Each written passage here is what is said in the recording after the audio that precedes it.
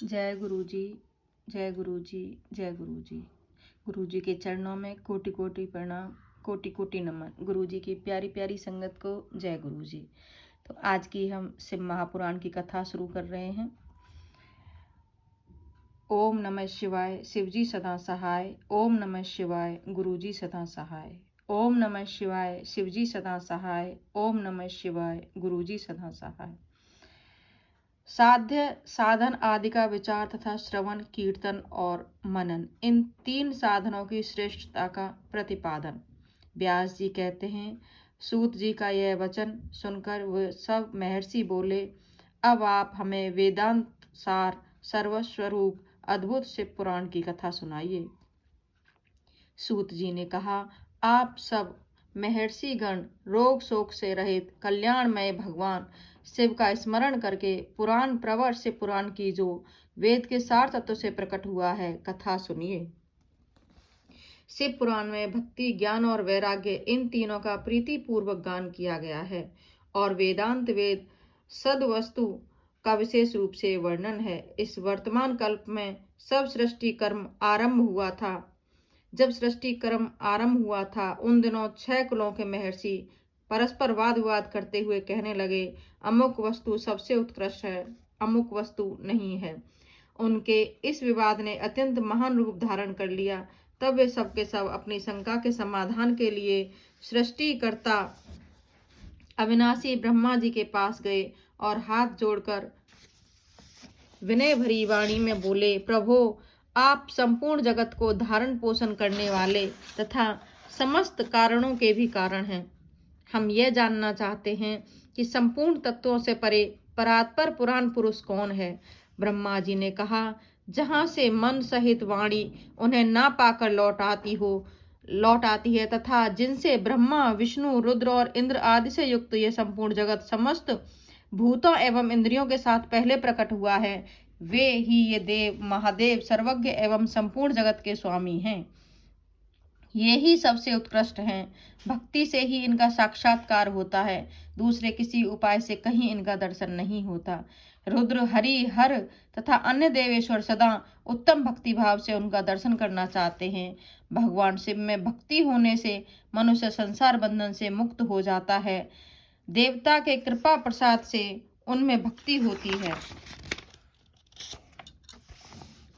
और भक्ति से देवता का कृपा प्रसाद प्राप्त होता है। ठीक उसी तरह जैसे यहाँ अंकुर से बीज और बीज से अंकुर पैदा होता है, इसलिए तुम सब ब्रह्मर्षि भगवान शंकर का कृपा प्रसाद प्राप्त करने के लिए भूतल पर जाकर वहां सहस्रों वर्षों तक चालू रहने वाले एक विशाल यज्ञ का आयोजन करो।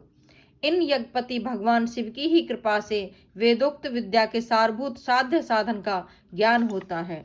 शिव पद की प्राप्ति ही साध्य है, उनकी सेवा ही साधन है तथा उनके प्रसाद से जो नित्य नैमित्तिक आदि फलों की ओर से निष्प्रह होता है वही साधक है। वेदोक्त कर्म का अनुष्ठान करके उसके महान फल को भगवान शिव के चरणों में समर्पित कर देना ही परमेश्वर पद की प्राप्ति है। वही सालोक्य आदि के क्रम से प्राप्त होने वाली मुक्ति है। उन पुरुषों की भक्ति के अनुसार उन सबको उत्कृष्ट फल की प्राप्ति होती है। उस भक्ति के साधन अनेक प्रकार के हैं, जिनका साक्षात महेश्वर ने ही प्रतिपादन किया है। उनमें से सारभूत साधन को संक्षिप्त करके मैं बता रहा हूँ। कान से भगवान के नाम गुण और लीलाओं का श्रवण, वाणी द्वारा उनका कीर्तन तथा मन के द्वारा उनका मनन, इन तीनों को महान साधन कहा गया है। तात्पर्य यह है कि महेश्वर का श्रवण, कीर्तन और मनन करना चाहिए। यह श्रुति का वाक्य हम सब के लिए प्रमाणभूत है। इसी साधन से संपूर्ण मनोरथों की सिद्धि में लगे हुए आप लोग परम साध्य को प्राप्त हो।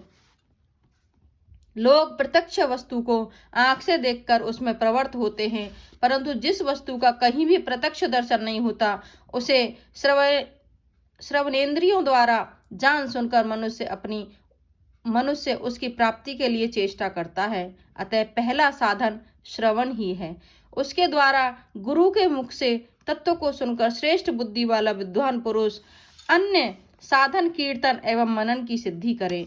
क्रमशः मनन पर्यंत इस साधन को अच्छी तरह साधना कर लेने पर उसके द्वारा सालोक्य आदि से क्रम से धीरे धीरे भगवान शिव का संयोग प्राप्त होता है। पहले सारे अंगों के रोग नष्ट हो जाते हैं, फिर सब प्रकार का लौकिक आनंद भी विलीन हो जाता है। भगवान शंकर की पूजा, उनके नामों के जप तथा उनके गुण रूप विलास और नामों का युक्ति परायण चित्त के द्वारा जो निरंतर परिशोधन या चिंतन होता है, उसी को मनन कहा गया है। वह महेश्वर की कृपा दृष्टि से उपलब्ध होता है। उसे समस्त श्रेष्ठ साधनों में प्रधान या प्रमुख कहा गया है।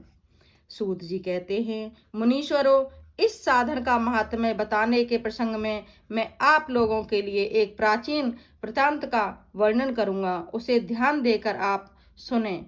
पहले की बात है,